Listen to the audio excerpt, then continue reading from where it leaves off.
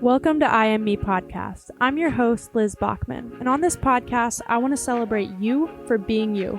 I'm super excited to sit down with my guests each week and talk about their journey, their experiences, and where they came from. So without further ado, let's dive into this week's episode.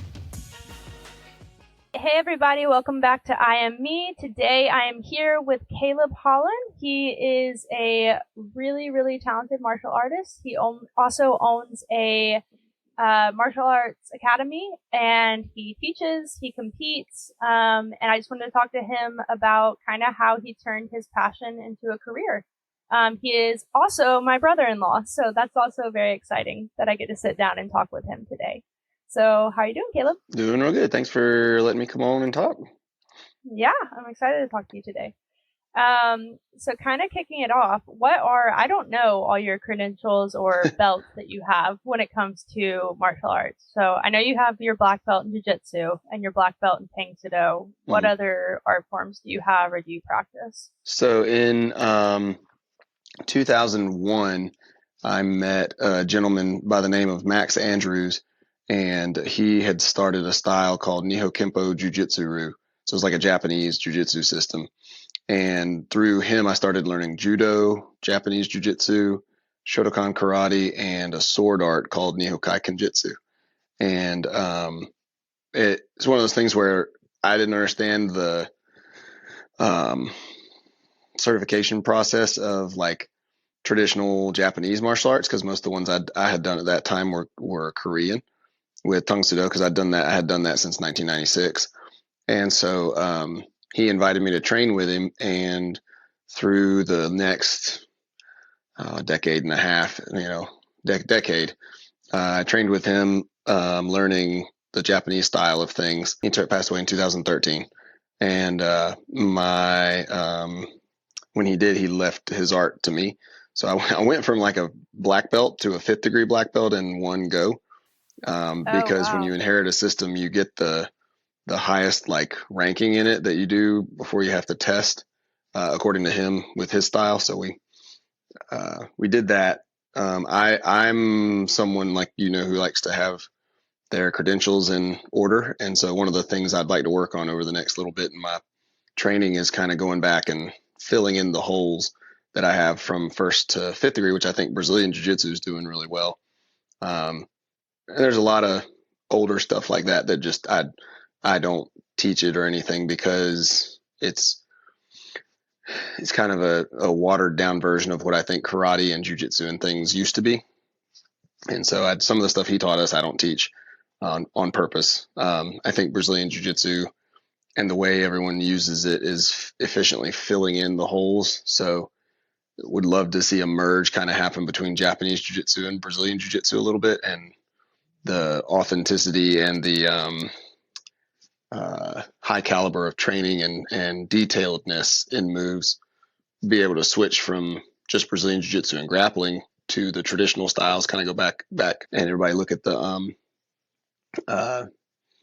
original, where do these come from and how have we made them better since we have more technology and can study things really well now. So I met him and got certified in Japanese Jiu-Jitsu through him, and judo as well as a black belt. And then I teach us the sword art that he taught me as well. So did he come up with that art form, or is he just one of the people who was teaching Japanese? He came up with that art form. He trained under some other guys who had been certified through Japanese guys. And when he was one of their higher ranks in their system, we'll say he was a 6th or 7th in their system, he was like, hey, I want to add in a few of these things. And they were like, yeah, cool, but you have to call it your own thing. And so he came up with his own system of how to do things. And that's what I ended up learning. That's cool.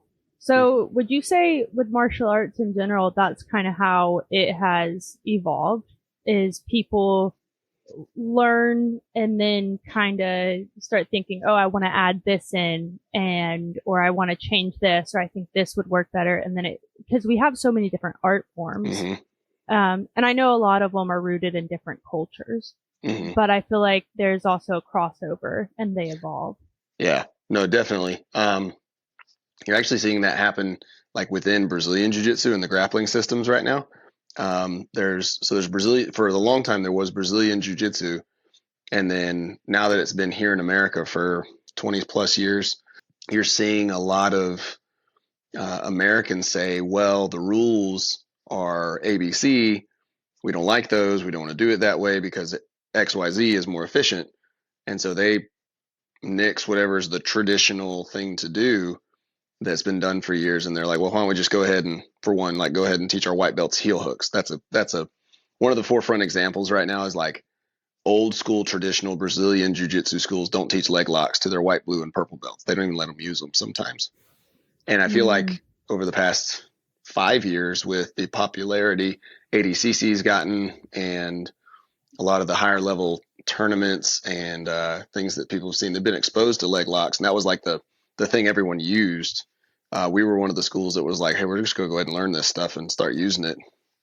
So you've got a couple schools that are saying, well, now we're kind of evolving Brazilian Jiu-Jitsu into this thing that looks like a completely different animal, even though it looks similar, but the strategy, the meta is the term they use. It's very wrestling and leg locks based, and still has all the traditional submissions and things that you see in Brazilian Jiu-Jitsu, but they're calling it American Jiu-Jitsu because there's just no formalities behind like the kinds of moves you teach, as long as someone understands the fundamentals.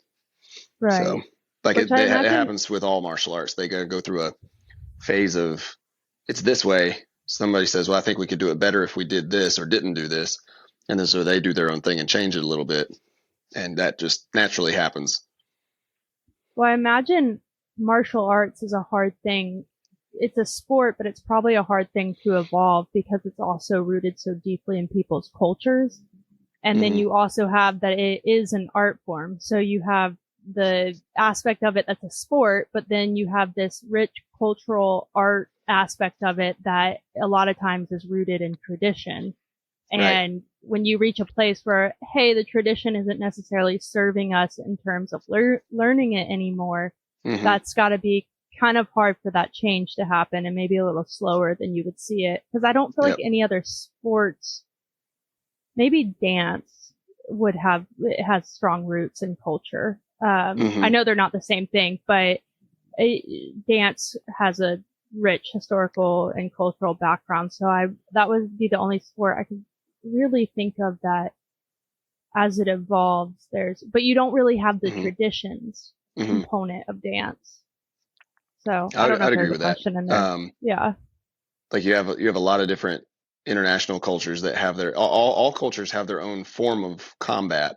The way I explain it to students is if you think of fighting and combat and even grappling with its own, but if you think of fighting and combat as a tree, how to do that efficiently, how to do it with the best results, how to do it one-on-one, army versus an army, nation versus a nation, whatever it is. Combat is a tree that we're all looking at, and some people are, they're trying to sit under the tree and use it and climb around it and explore it, and then other people this is how I relate, like some styles, not to put any style down, but there are styles that are, I think, watered down a lot.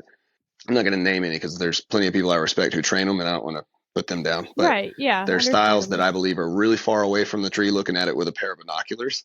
And like, I think that's an oak tree. Oh, no, it looks like a pine tree. Oh, it's a tree. We understand it's a tree. Like a punch to the face is a punch to the face. But then we could use boxing as an example. There's boxing schools where it's like people are doing that and they're looking at it from a long distance. They think they know that it's a tree. And then there's people who are climbing up in the tree and they're like, no, this is a red oak tree, and this red oak tree produces, whatever fruit it produces. So you could look at martial arts as kind of individual trees like that. And then it's kind of on the teacher, it's on the culture, it's also on the students to determine how far away they are from the tree and whether they're in the tree kind of climbing around it and exploring it. I don't like martial arts theory. I like, hey, I'm 180 pounds. This worked on a guy who's 300 pounds. I'm going to teach it to everybody, or I like, I fought a guy and I used this combination of techniques and it led to a knockout. Cool. Let's drill that combination of techniques. So there's experience there that needs to happen, but there's also the training of movements that if you take it too far into theoretically this could happen, sometimes I think people drift too far away from the tree to do that. And I don't like teaching that way. And I know a lot of people who base their whole curriculum on that, and that I don't think that's right. You have people who are not necessarily showing up to even compete. They're just wanting one to do this as exercise community. They enjoy it, but also you want to walk away with some self-defense or something useful that you can use out in the real world, not letting all the perfect pieces fall in a row.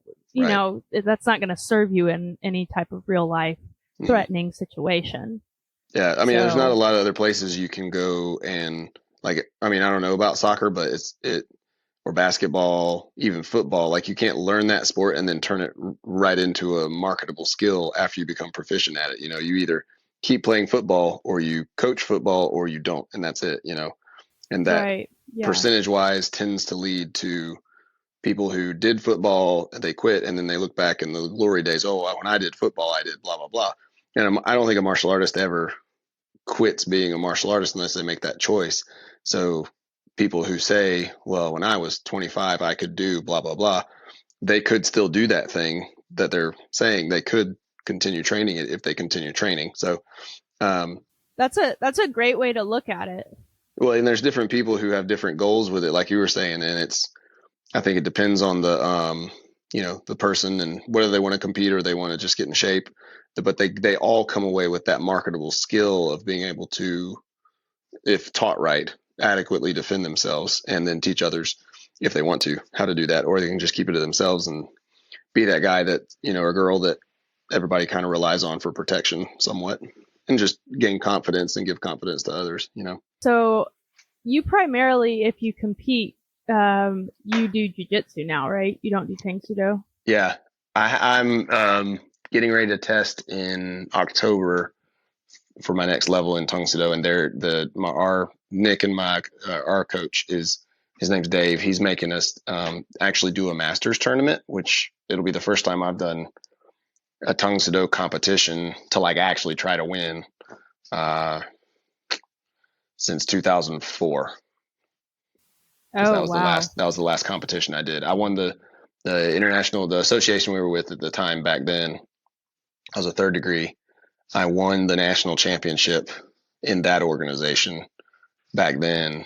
It was you go compete in 4 events, you accumulate points through those events. They add them all together. Whoever has the most wins, type of thing. So yeah, that was my last serious Tang-Soo-Do tournament where I was doing my forms and sparring and stuff every day, all day, like I do jiu-jitsu now. And so yeah, jiu-jitsu kind of filled that void. And I love it. I love jiu-jitsu. It's a healthy, mentally and physically healthy martial art. It's really, really good. Yeah. There's so many things around jiu-jitsu that Brazilian jiu-jitsu. I was looking up, I was getting into breath work, and I think I told you this, and the first thing that came up in regards to breath work was breath work in relation to BJJ, in order to, and it was just a YouTube video, but it was the first thing that came up about it, and then the guy was just talking about how BJJ and breath work, how they work so well together and how they're so important, but it's a great, if you're trying to get into breath work, it's a great sport to get into to also learn how to use breath work. And so I thought that was interesting. That was one of the first things that kind of came up. Yeah, it's because it involves so many. This is something that Jance was telling me, because it involves so many different kinds of energy systems. If you don't learn the aspect of breathing, if you don't get that down in the first little bit, then you're just always tired during your rounds. And so that's why it is so important to learn how to breathe. But it also, it's the same in relating to how to calm yourself down when a stressful situation is going on and how to breathe through that. It's the same. It's identical as far as I know. So martial artists, you see, so in terms of becoming a professional in this sport, can people really make a living off of it as a professional? Because you have UFC fighters or boxers where there is a level where you're starting to make money off of your competition. Whereas with not just Brazilian Jiu Jitsu, I would say martial arts in general, just different forms in terms of Taekwondo, Judo, any ones that I can like think of off the top of my head. I don't feel like you see people necessarily making a living from just being, the winner of their tournament. Right.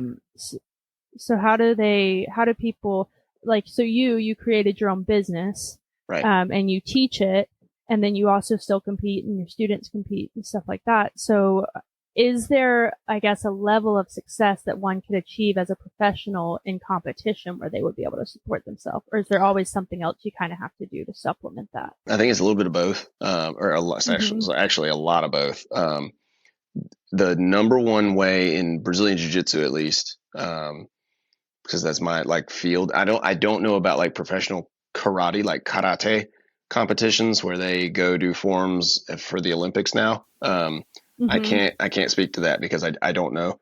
As far as like sponsorships and stuff, I'm sure they get plenty of sponsorships because karate and taekwondo, Muay Thai, boxing, and judo are all Olympic sports. So if somebody's good and they can get enough sponsorships, then yeah, they can live off that. They can live off competition. Brazilian Jiu Jitsu is nowhere near that right now. The highest paid professional competitor is Gordon Ryan, and he just competes. He trains at an academy that somebody else owns and runs, but he competes and makes money through competition. But there's not a lot of competitions that pay enough to like make it, like they're not getting paid millions of dollars like a boxer, right? Right. But there's enough money in teaching it that what happens with most jiu-jitsu guys is they either teach on a online digital platform like BJJ Fanatics or something, and that supplements or makes a lot of the money for them. And the greater level of competition that they go to and compete in, the more notoriety and the more popularity they gain. So he's known as the number one. He's like, for us in jiu-jitsu, a lot of people kind of look at him as the Michael Jordan of Brazilian jiu-jitsu. He's the one who's made it get into the UFC Fight Pass for ADCC for no gi. He's the one who has kind of been the forerunner for making competition Brazilian Jiu-Jitsu become a livelihood for some people. But even if you think about it, like when he does matches, he doesn't make for one match, he doesn't make more than, I don't know, maybe one match is like, I don't know, $40,000, $50,000. It's not the kind of pay you see in the UFC now and that you see in boxing, especially. Boxers are paid, like high level boxers are paid very, very well for their competition without having to go teach. So what most people do is they do what I've done, where they open a school, they gain enough students to make a living from it. And then that's also their way to keep training so that one day they can compete at a high level and have those other subsidiary areas of income. If that's the goal. What I'm also finding as someone who owns a school and cares a lot about their students, doing both is very, very hard, and one will lack if the other one doesn't. So like when I'm really focused on competition and I'm training hard and getting ready to compete in a match or something, the business not falls behind, but has there's no balance there. You only have so much energy and attention that you can commit in a 24-hour day, Right, exactly. So if there's a focus on one, then the other one's going to fall behind a little bit. Like our business is doing really good right now. Competition wise, I would love to step into a competition right now, but I physically would make it through like one or two matches where I could have 5 or 10 matches in a day, maybe more, and would need to be in shape for that. I say that I'd probably do okay, and I would still do it, but it's just not where the standard I hold for myself. I don't feel like I'm prepared enough to do a competition. I've got plenty of other friends who'd be like, "Oh, you're good enough. You could just go in and compete." But for where I want to be before I compete and the preparation I want to put myself through. I'm just not there because we've been focusing on the business. but that's so that there can be a better balance between family, business, competition, and not having one wax or wane when the others are more important, you know? I think also it's important to recognize that there are ways for you to pursue your passion that don't, because you could have easily said, gone and got a different job, didn't create your own company, and maybe use that job to try and support paying you to go and compete if that's what you want to do. But I think there's something to be said for the fact that you loved this sport. Both Tang Soo Do, BJJ, Brazilian Jiu Jitsu, those are kind of your two primary, and you loved it to a point that you created a business to keep you around your passion. And then I also, the community that you built, which kind of is perfect in regards to my next question. How did creating your business come about for you? When did you make that decision? Hey, I want to branch out on my own and create my own community. No, I've always wanted to do martial arts. My goal would be, by the time I'm in my 40s or 50s, to be known as one of the best martial artists or most well-rounded martial artists in the world. Just because of what all I have been exposed to and done. And the biggest thing about all martial artists, if they keep the attitude of being a student at all times, and they can go anywhere they want to go. Like I think that's one key thing that martial arts teaches that a lot of other things don't, is that you're always a student. Like I might be the top guy in the room, but there's always going to be another guy I can learn something from, who, whether it's one of my students or it's a visitor or it's me going to another school, I'll always be able to, learn a different way to do something that I've always done a certain way. And I think if you have that mindset in all things, including opening a business or running, doing something that you're passionate about, I think that that's a huge mindset to have. We in July of 2014, I started Caleb's Martial Arts and Fitness LLC, and then we morphed it to doing business as Iron Wolf Academy.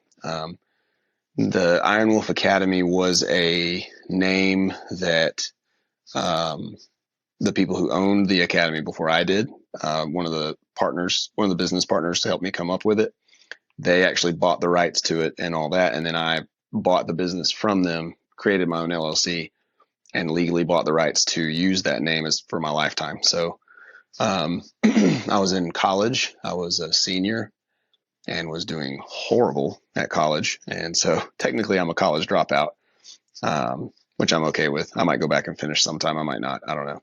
I really like what I do. So. Well, you're very successful. I would consider you very successful. Thanks. Aww. Yeah. And I feel like your success just grows, which is really exciting to watch and to see.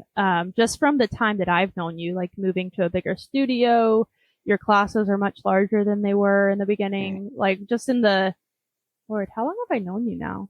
6 years? 7 years? Since 2017. But yeah, it's just been really exciting. Like you've grown so much. And I would consider you incredibly successful where you are even now, but I think you'll just grow more and more. So, hope so. I mean, a college dropout, I'm just kind of like, there's people who are college dropouts, people who are high school dropouts. I think it just depends on your vision, your goals, and how much work you're putting into it. Those titles don't really, necessarily guarantee you anything. Right. Well, I say it jokingly because college for some people is very much needed for their field, and other people, like, I don't want a doctor that hasn't gone to college to do work on me. But yeah, that's for sure. But somebody who has gone to jiu-jitsu college, they can be successful in what they do without a degree, as long as they maybe, learn from someone who's got a business that's running well. And that's the great thing about Christian is he has results, both this long list of actual jiu-jitsu accomplishments that are huge, but he also has this long list of business accomplishments that are huge as well. And like at one time, I think he had an academy that was 10,000 square feet, and this was all pre-COVID.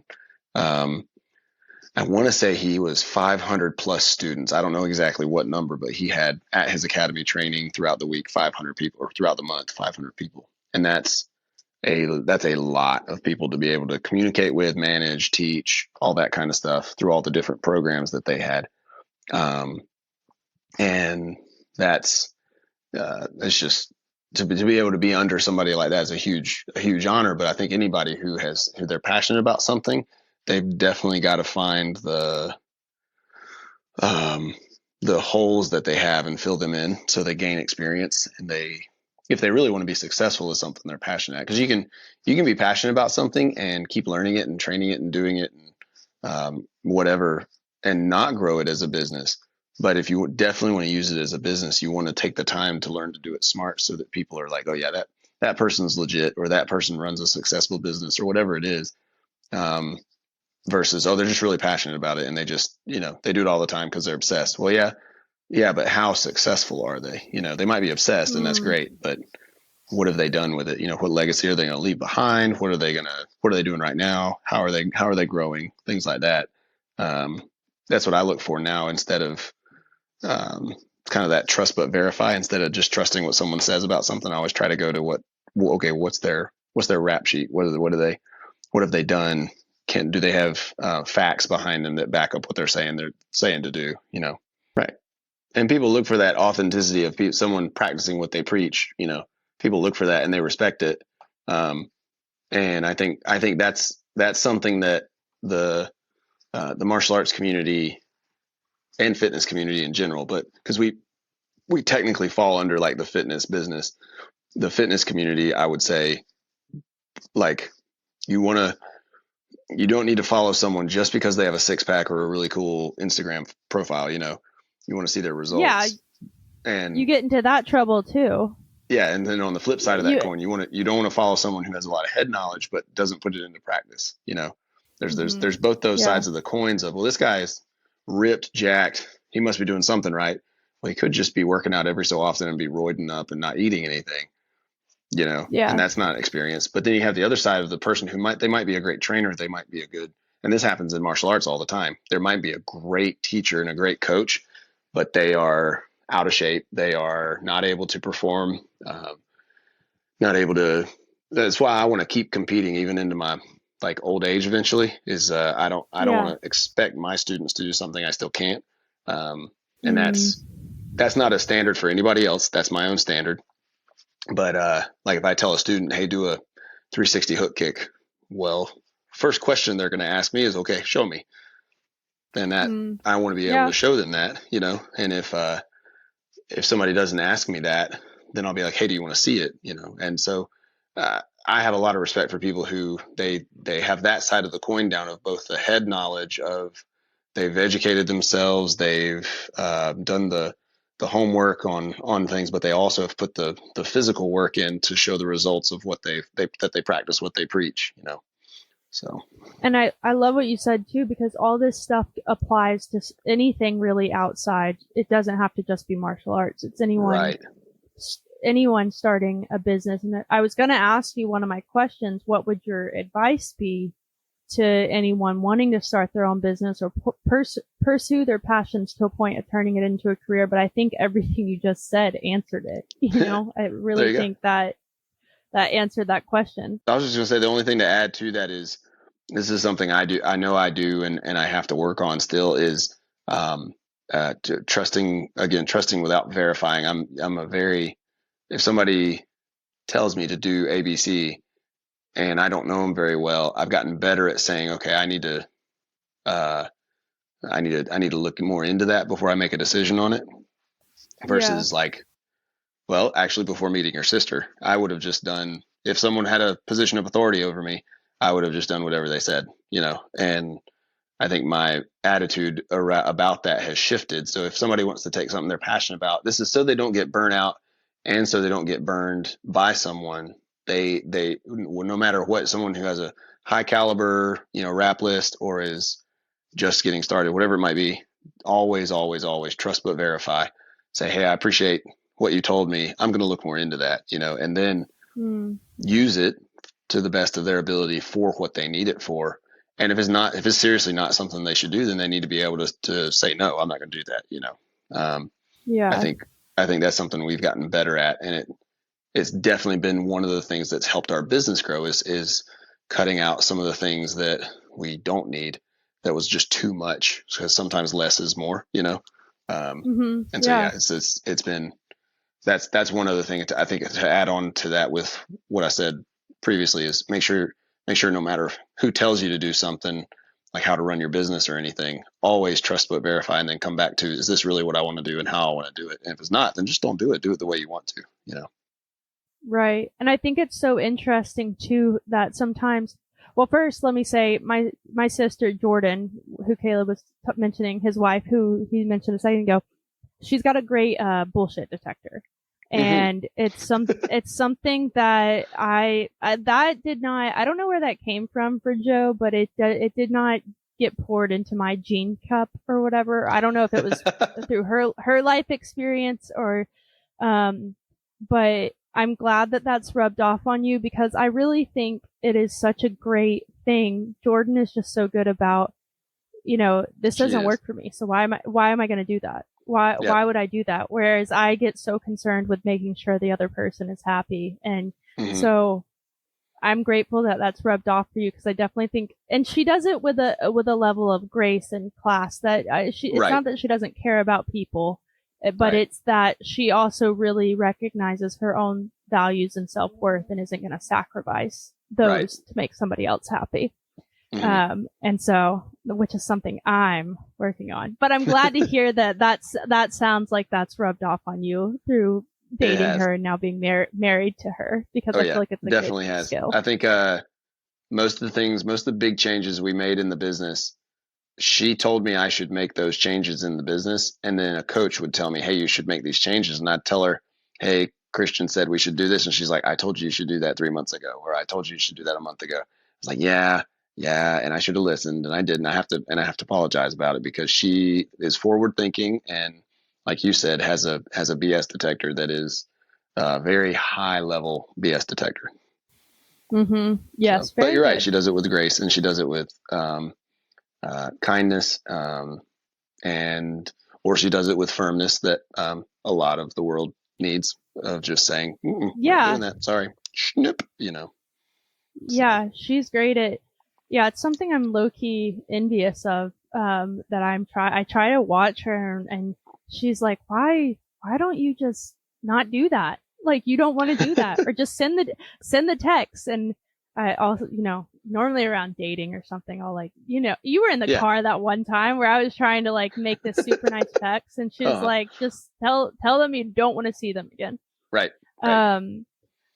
But anyway, but what I was going to say is, in regards to everything you were talking about with business, is when you said if somebody gives you advice and it did work for them, but you look at it and you're like, no, I don't want to do that. That's the other thing is, one, the trust and verify what they've said, verify that they can back up what they're telling you to do, but also recognize that what worked for them might not work for you. And that's okay. Exactly. That goes into martial arts again. Like there's moves that I don't do that my coach does beautifully, because I just don't do them. And then in some moves he does, and I'm like, wow, I think I could actually take that and do it better than you, and he's like, go for it. I think that's one of the greatest things about Brazilian Jiu Jitsu, is it can become a very personable martial art, where you don't have to do everything. My job as a coach is to teach everything, and then be honest with my students and say, hey, when I'm rolling with you guys, I'm not going to do it this way, but this is a way that I think would work. And if you like it, cool, use it. If you don't like it, cool, don't use it. And just to be authentic and say it that way, which a lot of coaches in martial arts, all martial arts, don't do that. They're like, this is a front kick. You always do the front kick this way. You always do the punch this way, blah, blah, blah. And it's like, yeah, you should, because there are principles there that, everyone needs to follow. But even in a punch, where there's a lot of uniformity and a lot of people doing it the same way, every person's body's built different. So even down to like range and timing, it could be millimeters or centimeters off. My punch compared to your punch, my punch compared to Jordan's, my punch compared to Muhammad Ali's, or somebody who's a lot taller or a lot shorter. Their punch, the range even in punches can be personal, and the timing and how they execute it can be personal. And that's, I think I'm finding out now, is a great thing about martial arts. And it leads back to the beginning of our conversation of why there are so many different kinds of styles, why there are so many different, it's just because people, well, I think the greatest way it was explained is martial arts is military or combative show of expression, right? So we don't all paint the same painting when we do art. Some people have abstract art, which I don't understand. Some people might look at Brazilian Jiu Jitsu that way and be like, wow, that's really weird, especially some of the no-gi stuff we do. And then some people are like, oh, it's boxing. It's very, there's 6 punches, boom. And it's just, I understand these 6 punches and I make them work from everywhere. And again, it gets into that with business as well. Just, you can really, in the world we live in, we can do what we want, how we want, and then take advice from other people when it did work. If it didn't work, cool, and kind of do our own thing and be creators of something. And I think the level of understanding of that is what makes martial arts so beautiful as a sport, hobby, whatever you want to consider it, No, I really like that. I also like how passionate, I know you're passionate about it, but it's just fun to hear people when they get excited about, what they're talking about. Okay, kind of the last question I have for you, just wrapping up the interview, is where do you see Iron Wolf Academy in the next 5 years? What's kind of your big thing that you want to do in terms of growth, or your next big goal for the academy? We just rebranded our logo. So that was one big step. Jordan did a lot of awesome work on that. She just took us from 1990s martial arts look to a more modern look, which I was really excited about and really appreciated that she pushed us to do that. And it's really neat having like a teammate to do these things with, because for so long I've done it by myself and never would have done that because I like my old logo and I'm selfish. And so she was like, no, we should do this. And I think even more selfish about this new one, because I'm like, well, I don't ever want to change it again. It looks so good, Yeah. But so in 5 years, what was the first step? We went through the rebranding. The next step is going to be expansion of our gym. I don't know what that looks like. It could be a few things. It could be merging with Jance and being in the same building as him. It could be having our own standalone building in its own area, buying our own property, renting a spot out of there to other people while we can grow and expand, and then eventually just kick people out and take over the whole building. Gotcha. I say kick out gently, Yeah. help them when grow their lease is business. up. Yeah. Help them grow their business. And when they get too big for our spot, kick them out. We'll just move into it, but own the building. There you go. I like that because it gives me control of the business a lot more than renting from someone else. So that's more where I'm leaning, and I like it. It also allows us to change things when we want and not have to ask permission. Gotcha. Yeah. So that's kind of the first next big step is expansion, and that somewhere in there, get back into competition myself and gain a world title. I've got some guys. Well, Jance is going to go compete at the ADCC trials, and it's the first time any of us have been, so it'll be like kind of the step in to see what that atmosphere is like. A lot of my friends have gone. So next year I'm planning to go do that, the ADCC trials, and just get in there. If we get it, if we medal, then we might go to the trials, or we might go to ADCC. Cool. If not, cool.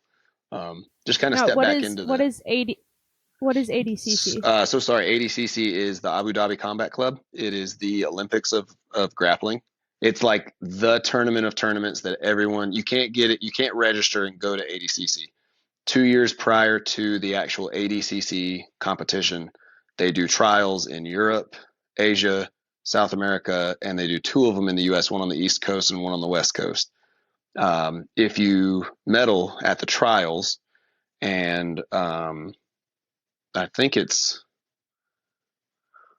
may be just the gold medalist. I can't remember. I need to look this up and make sure I have it down. But I know if you win at trials, you get invited to go to ADCC and compete. And so it's like you fight all the guys who want to get to the top, and then they take the top and they just take the foam off and bring it into the actual ADCC event. And that's where all the best guys compete. And then they have like a bunch of super fights in certain weight classes. And then they have a big super fight of the absolute. So right now, Gordon Ryan's the guy who won last year or 2 years ago. And he beat How often is it? Andre Galvao. It's every 2 years. So it's where so the IBJJF, which is the International Brazilian Jiu Jitsu Federation, their tournaments, if we go to the World Championships this year, next year I would have to compete again to keep my world title, right? ADCC, you compete, you get it for 2 years. You get paid, you get a lot of sponsorships. It's just a much more prestigious tournament to compete in. And everyone, all the good grapplers want to go compete at it.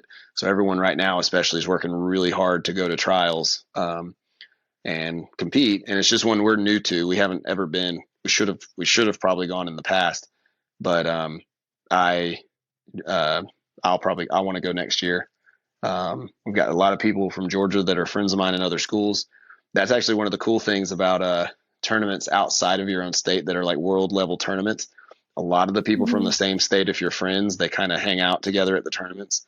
My cool. First world championship no-gi tournament that I went to was the 2018 no-gi Pans, I think. No-gi Pan Ams. And it's where Gordon Ryan got like slapped around a bunch by a guy named Cyborg. I was there. It was awesome. It was one of the coolest events I've ever been to. But everybody from Georgia kind of all hangs out together, and it's like you're your own state's team, kind of. I was bummed because I didn't have an actual team that I went with. I just went by myself. So I would encourage anyone in Brazilian Jiu Jitsu, if you ever want to go compete at a big tournament like that, have a team to go with. Don't go lone wolf. Yeah. It's not fun. It is fun. It's just from the competition standpoint, it can be hard. So go with a team, go with some friends, and you're going to hear a lot of Brazilian Jiu Jitsu guys talk about how their team did this, their team did that. Man, we all do Brazilian Jiu Jitsu. It's one of the most for some schools, it's one of the most welcoming communities that there is. As far as I've experienced with most schools, the schools that are toxic in that area, you don't really hang around anyways. And they don't normally allow you to hang out with them. So it's not really that big a deal. But okay. The schools that like me and the guys from Megalodon hang out at tournaments, the guys from X3, some of the guys from SBG, we'll all hang around and chat and drill together if we need to at big tournaments like that, just because we know each other. So yeah, that's one of the big events we want to go to is the ADCC.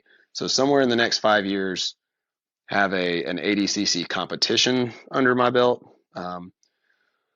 Whether it's a medal there or not, just go, multiple years. And then compete at Masters Worlds, the Worlds Championships, Pan Ams, a lot of the big tournaments, try to get into them again instead of the local ones. Do the local ones as like a warm up kind of. And then my students want to go do the local ones because they don't have to fly to California or Las Vegas or something. So anybody who's like, hey, I want to do the one in Swanee, Georgia, called New Breed at the Swanee Sports Academy. If they're like, hey, I want to go do that, I try to go coach them.